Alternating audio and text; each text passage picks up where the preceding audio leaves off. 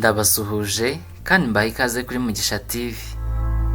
Inama y'Abaminisitiri yateranye kuwa 28 Mutarama 2026 yagizwe Jean Maurice Uwera, umuvugizi wa Guverinoma wungirije. Asimbuye Alain Mukuralinda witabye Imana muri Mata 2025 azize uburwayi bwo guhagarara k'umutima. Muri Gashyantare 2025 nibwo Uwera Jean Maurice wamenyekanye nk'umunyamakuru w'urwego rw'igihugu rw'itangazamakuru RBA, by'umwihariko mu biganiro nka Waramutse Rwanda n'amakuru ya televiziyo y'u Rwanda, byavuzwe ko yahawe akazi ko kuyobora SKFM. Uwera Jean Maurice amaze imyaka 14 mu itangazamakuru, aho afite inararibonye mu bijyanye no gutangaza amakuru no mu bijyanye n'itumanaho, akabifatanya no kuba inzobere mu bijyanye n'itangazamakuru ryo mu Rwanda. Mbere yo kugirwa umuyobozi wa radiyo kuri SKFM, Uwera Jean Maurice yakoze imirimo itandukanye muri RBA kuva muri 2016, harimo gutangaza amakuru kuri televiziyo, umuyobozi muri Magic FM n'ibindi.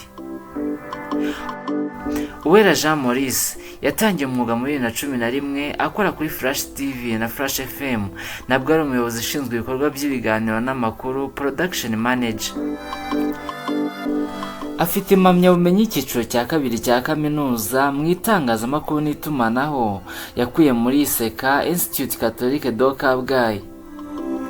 Abandi bahawe imirimo ni Jean Damascene Nsengiyumva wagizwe umuyobozi mukuru muri Minisiteri y'Uburezi ushinzwe ibijyanye n'ubuzima bw'amashuri n'imibereho myiza, na Diane Kamana wagizwe umuyobozi mukuru muri Minidike ushinzwe serivisi zihabwa ibindi bigo.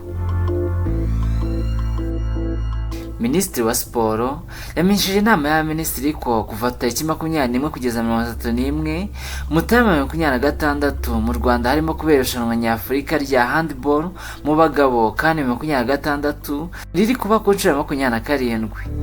Minisitiri w'Urubyiruko n'Iterambere ry'Ubuhanzi yamenyesheje inama y'Abaminisitiri ko kuva tariki 29 kugeza 31 Mutarama 2026 i Kigali hazateranira inama izahuza abayobozi bakizamuka n'abafite ubunararibonye ku mugabane wa Afurika. Mushimira gukurikirana iki kiganiro cyose kuri Mugisha TV, mukomeze gukora subscribe. Ndabashimiye.